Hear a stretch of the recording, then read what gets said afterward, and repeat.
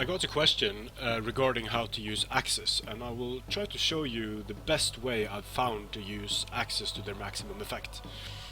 The strength of axemen is that they, on a successfully landed hit, will do a high amount of armor piercing damage, which is going to pass through the armor and be applied regardless of the armor value of the target.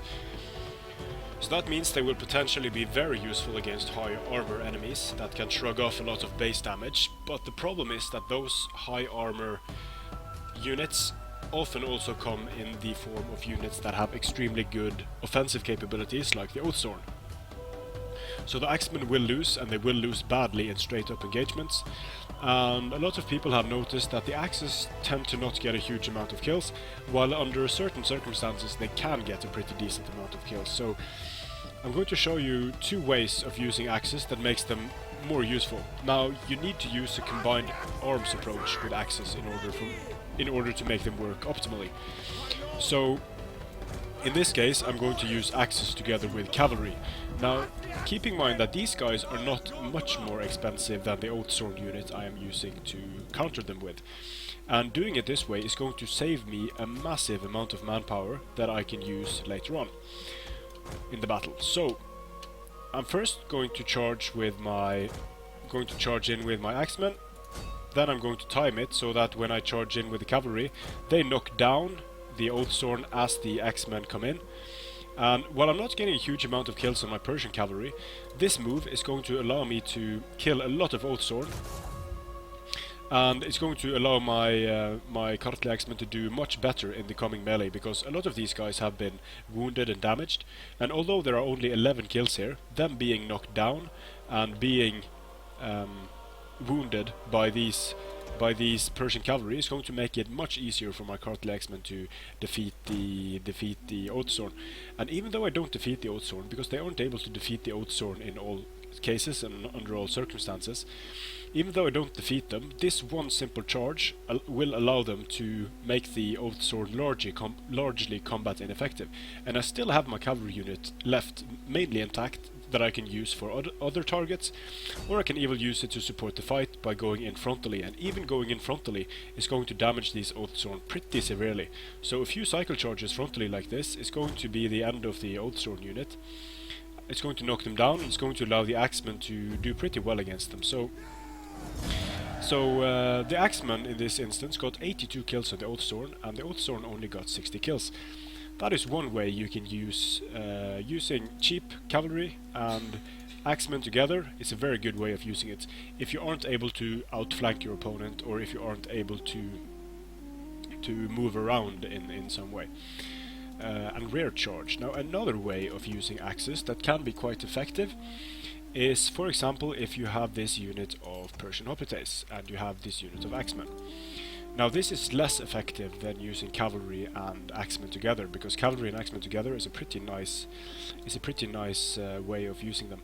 But another good way to use axemen is against more defensive types of units. So, for example, if we go with the RDA here, and they're extremely good Illyrian noble hoplites, these guys are going to be more resistant to cavalry charges than the Oathsworn are.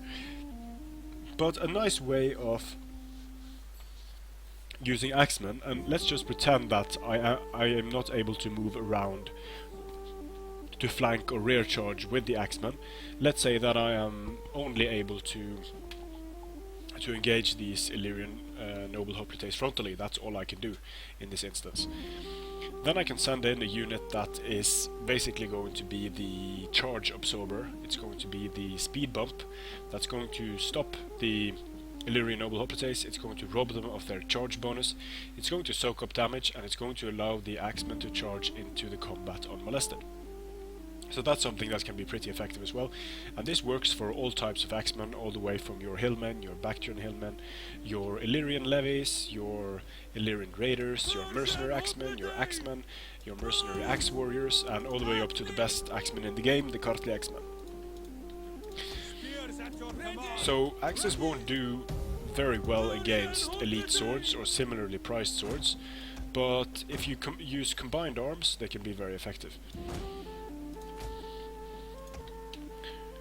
They are slightly more effective against elite spears because spears usually have a lower melee attack. So they might be able to do, they will be able to do better against spears, but you still want to eat up the charge on these elite units. And now I'm eating up the charge with my Persian hoplites. They're going to die quite a bit, but they are going to soak up a significant amount of damage. Then I'm going to charge in with my Kartli X-Men. They're going to slowly push through the formation of Persian hoplites. The Persian hoplites haven't really started killing, but the Kartli X-Men have gotten a lot of kills very fast on these Illyrian noble hoplites. So while the Persian hoplites are tanking damage, these Kartli X-Men are able to sneak through and do a lot of damage to the Illyrian noble hoplites. So I'm going to put them in a shield wall to increase their defensive capabilities. And as you can see, they are killing fairly effectively and not really losing a lot of men either. So I can try to make them push through a bit more by giving another attack order, take off the shield wall, but it seems like they won't really be able to break through the phalanx very effectively. But as you can see, they're not really taking much damage either, because there we go, now they are pushing forward. So they aren't really taking much damage either from these Illyrian noble hoplites. A bit more damage now that they are in a shield wall and pushing them back here, but still they are going to be able to do a lot of damage to the Illyrian noble hoplites, and the main amount of kills that they did were on these Persian hoplites. So using units in a layered approach like this is, in Rome 1, units that occupied the same space had only half their attack values, so they fought half as effectively in combat. But there doesn't seem to be a mechanic of that sort in Total War Rome 2, so the Kartli X-Men that are fighting interspread with these Persian hoplites are going to be able to get nice kills and still have a lot of men remaining on these Illyrian noble hoplites.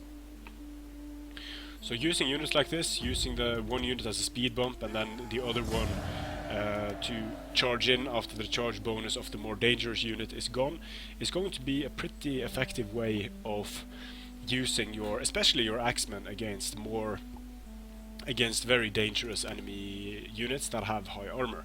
So that's the best way I've found to use Axemen, not to charge straight in, because they're going to lose a lot of men on the charge and they don't have the best charge values and the best base damage in the game, so they're going to suffer on the charge. But using them together with cavalry in a flanking role or against already engaged infantry that don't have their charge bonus, it's going to be very effective, and then they can do some real killing on the enemy's elite units. So that's it for how to use the Axemen. Ask any questions in the comment section and I will answer as best I can. Thanks for watching, and I'll see you again on the battlefield.